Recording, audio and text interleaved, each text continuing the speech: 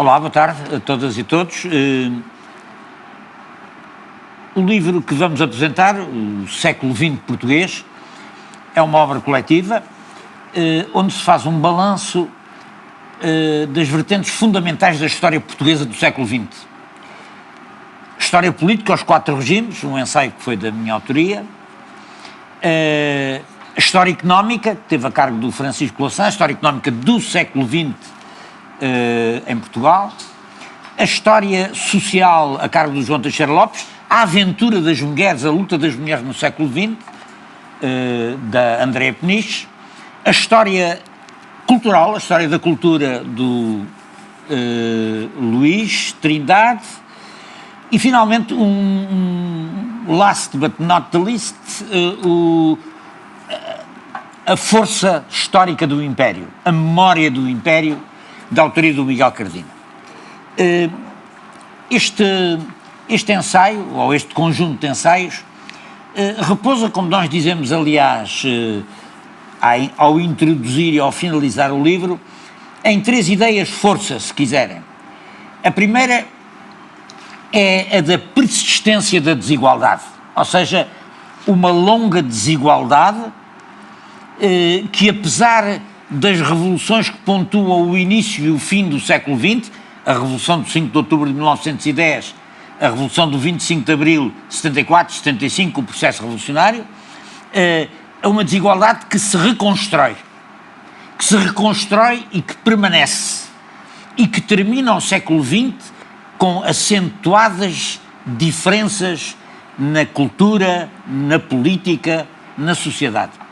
A segunda ideia, força, é a de que essa desigualdade é, em grande parte, mesmo já a partir do século XIX, construída pelo Estado. Quer dizer, as oligarquias, abaladas pelas revoluções ou ameaçadas pelas revoluções mais estruturantes da história do século XX, a de 1910 e a de 74 e 75, as oligarquias reconstruíram-se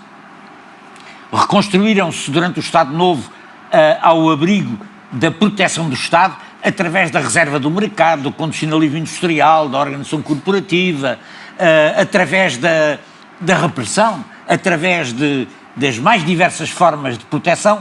A oligarquia reconstrói-se, é novamente abalada pelo 25 de Abril e a normalização democrática após o 25 de Novembro, de alguma forma, é o terreno social de reconstrução dos novos e dos velhos grupos económicos, através de um processo de combate social e político muito prolongado a partir de 1976, mas que na década do cavaquismo faz pender a situação claramente para o lado do modelo, do estabelecimento de um modelo neoliberal profundamente fundamentado em profundas desigualdades.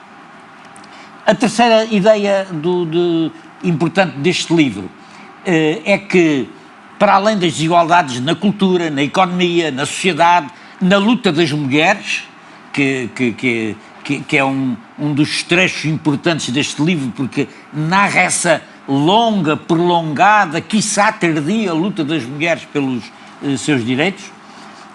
A terceira ideia é da permanência duradoura, não é só da memória do colonialismo, é dos valores do colonialismo. Um colonialismo plurissecular, assente numa base material poderosa ligada ao triângulo do comércio e exportação colonial, da banca, das companhias de navegação, e que cria uma base material para as ideias da superioridade racial, para as ideias da epopeia histórica, para as ideias do Eldorado colonial, coisas que a Revolução de 74 e 75 não acaba, no sentido em que acaba com o sistema colonial, mas não acaba com a ideologia que ali ficou plantada do colonialismo. E é esse fenómeno que também é analisado por o Miguel Cardina no seu ensaio. Digamos que estes são traços gerais da obra, e eu sugeria que agora ouvíssemos dos presentes, em primeiro lugar, a sua apreciação. Estão presentes o Luís Trindade, o Francisco Louçã e a seguir ouvir os outros intervenientes também.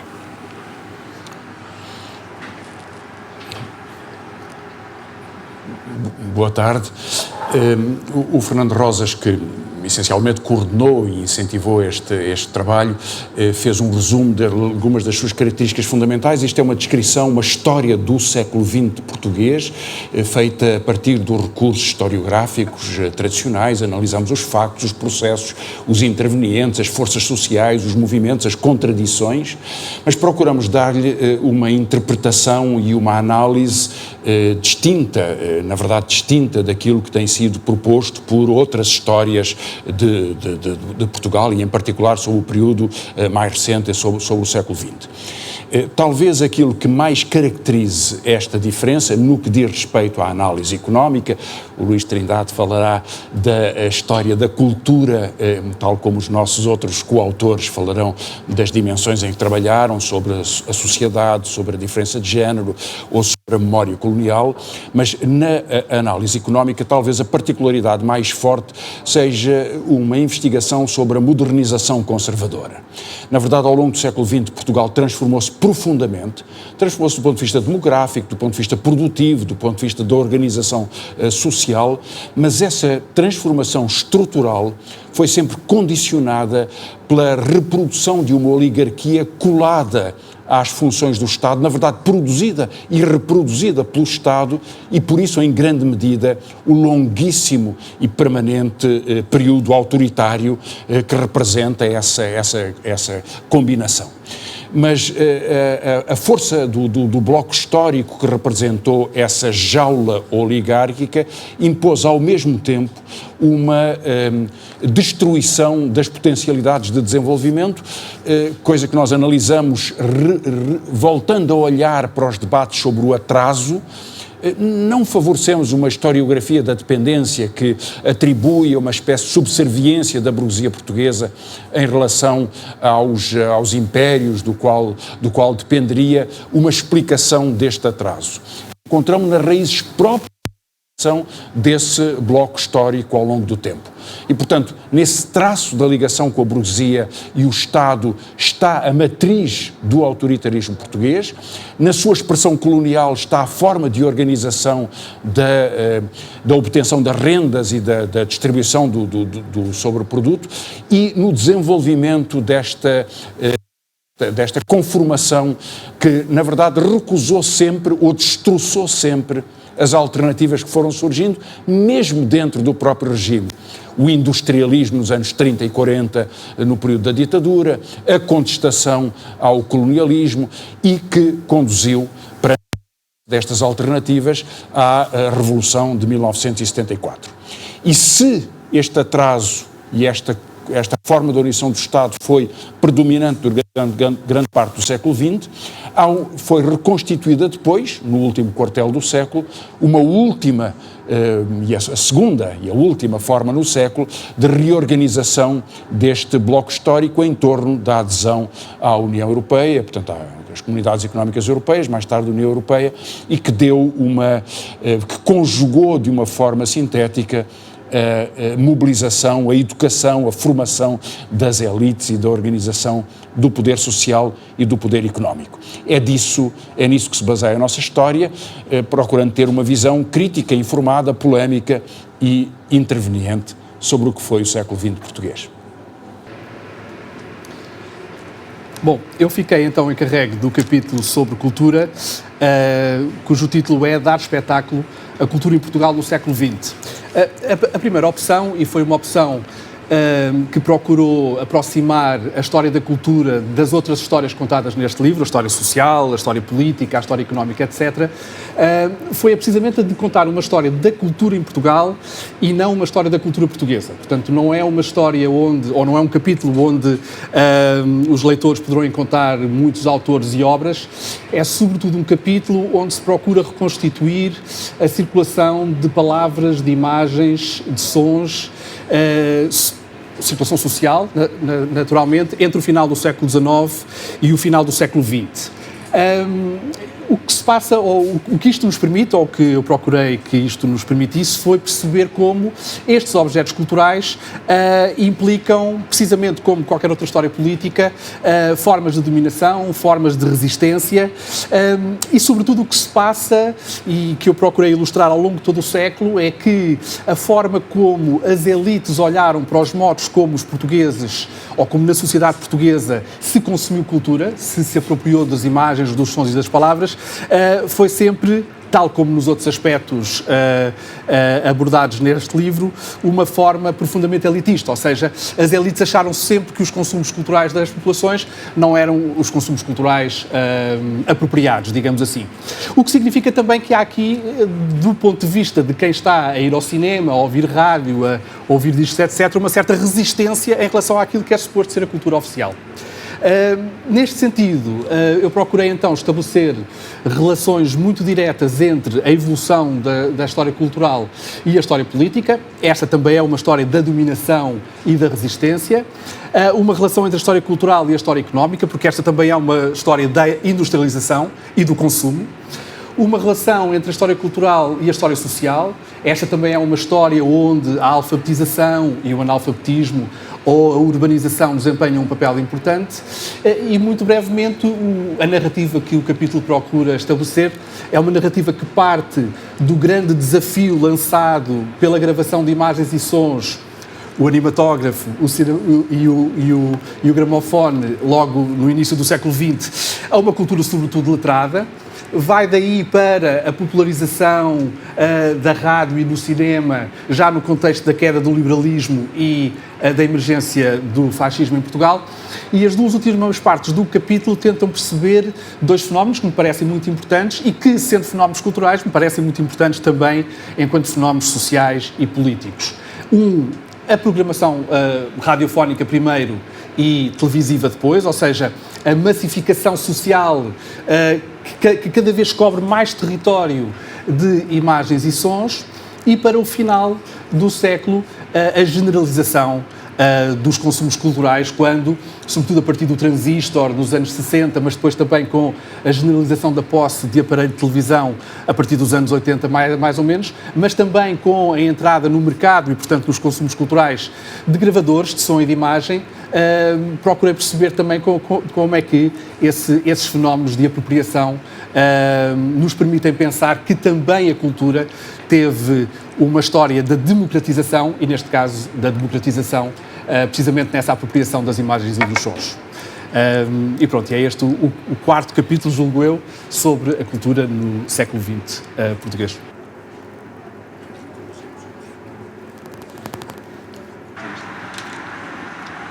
Muito bem, então vamos passar agora a ouvir os nossos colegas que, estando fora de Lisboa, fizeram questão de participar também nesta sessão, apresentando o seu ponto de vista, explicando o seu trabalho, designadamente o João Teixeira Lopes, que é o responsável pelo capítulo de sociedade, das transformações sociais ao longo do século XX, a André Peniche sobre essa aventura da luta das mulheres no século XX e o Miguel Cardina sobre a memória do Império. Vamos então ouvi-los. Muito boa tarde, eu sou João Teixeira Lopes. Queria saudar-vos por estarem aqui presentes neste lançamento deste livro. É sempre uma ocasião de debate, de reflexão, de circulação de ideias. Muito sucintamente, em relação ao livro que aqui nos traz, O Século XX Português, gostaria que ele fosse um convite para pensarmos o nosso país não como uma essência, não como uma natureza, não como um destino, não como um mito, uma espécie de narrativa autossuficiente. Lembremos, aliás, Eduardo Lourenço a esse respeito, mas antes como um conjunto de processos sociais que, em certos contextos e com certos atores, formam uma singularidade. Ora, essa singularidade, a singularidade portuguesa do século XX, é também um desafio para que, tal como António Carlos Jobim disse em relação ao Brasil, pensemos que Portugal não é um país para principiantes. Ele requer, no nosso país, uma análise complexa, em que diferentes temporalidades se cruzam e em que se desafiam modelos lineares de evolução ou de pensamento.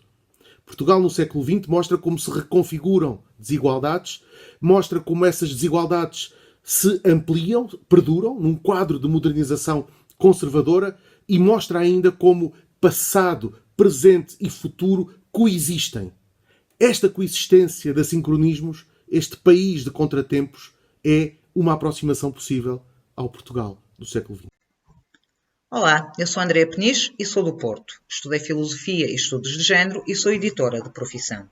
Para este livro, escrevi o capítulo 4, A Aventura das Mulheres, onde percorri um conjunto de temas que me pareceram importantes e interessantes para compreendermos o século XX.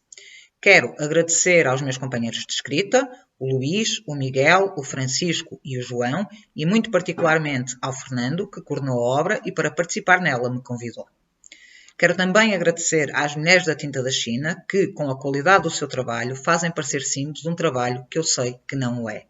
Espero que tenham boas leituras e que gostem deste livro. Muito obrigada.